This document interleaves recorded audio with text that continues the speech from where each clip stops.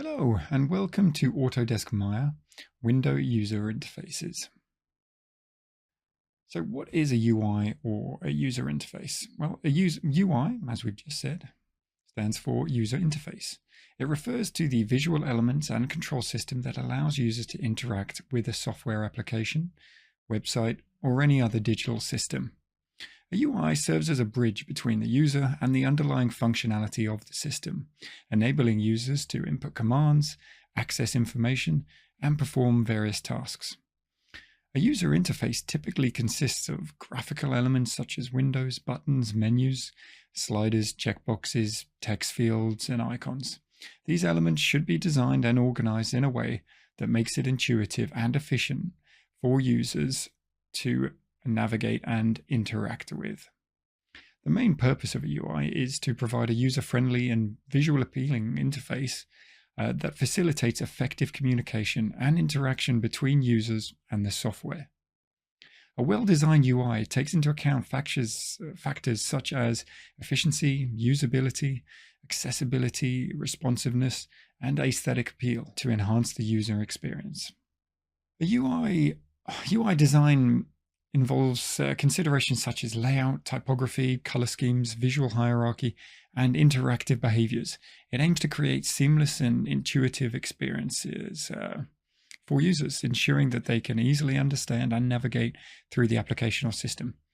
In the context of rigging in Maya, the UI provides us with various panels, menus, and controls that allow us to create, edit, and manipulate objects in our scenes with the code that we have written.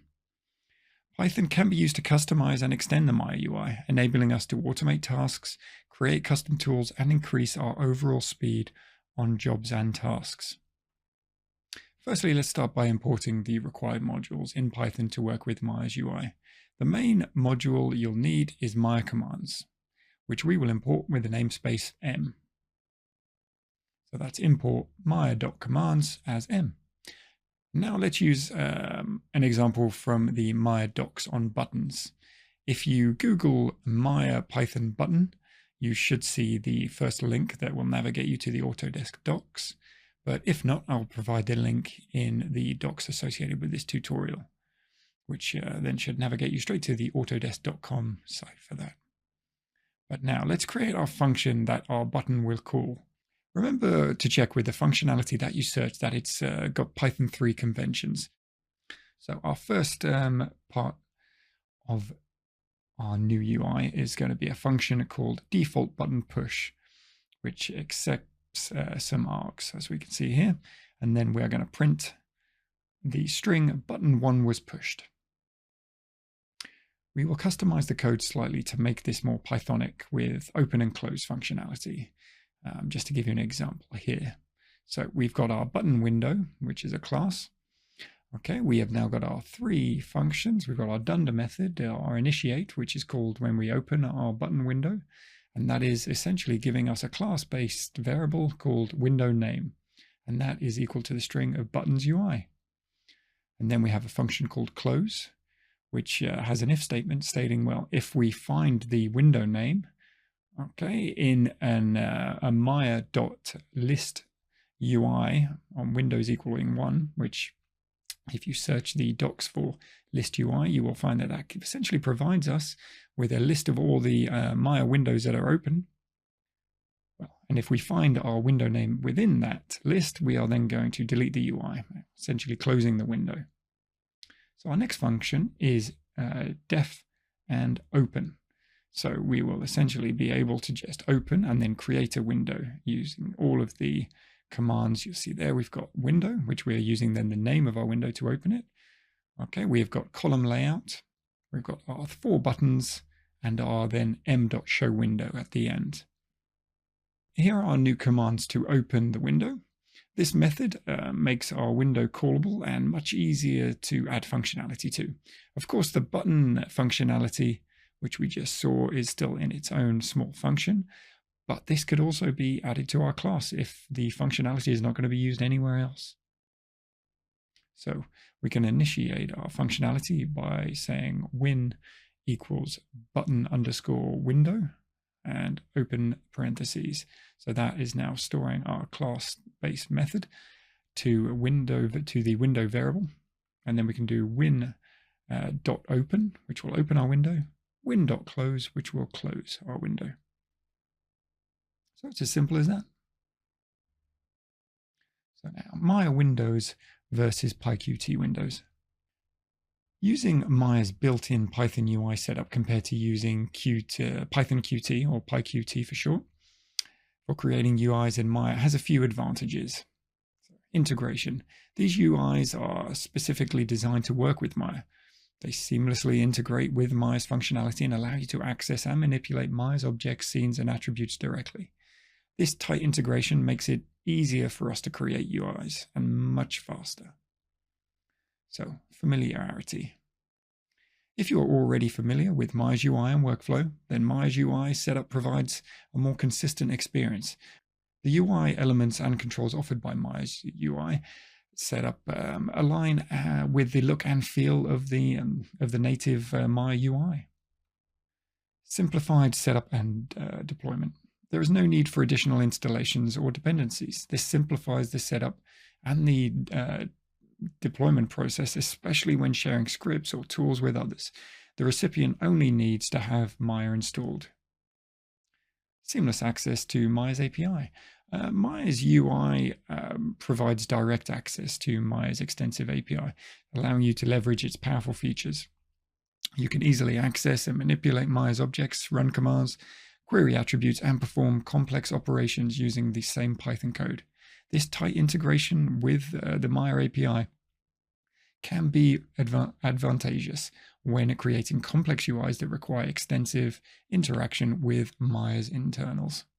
So in summary, using Maya's Python UI setup offers integration with Maya's functionality, familiarity for Maya users, and a simplified setup and deployment, and seamless access to Maya's API.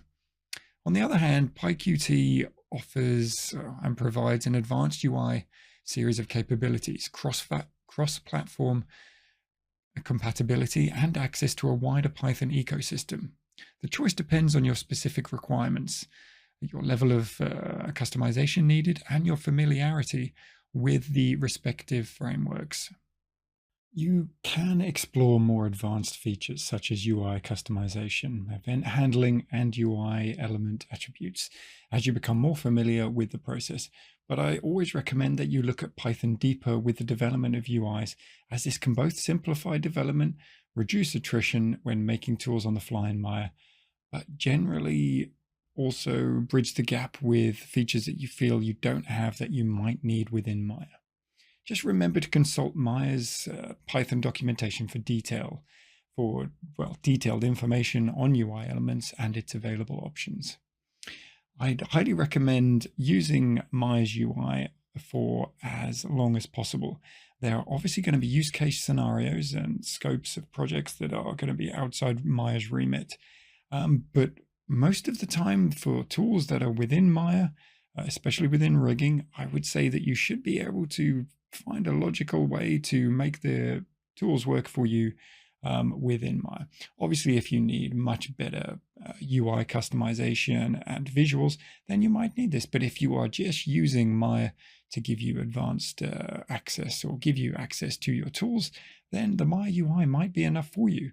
It's going to cut down the attrition hugely when learning or when having to teach other people PySide, PyQt, and it will just save you a huge amount of time making a UI.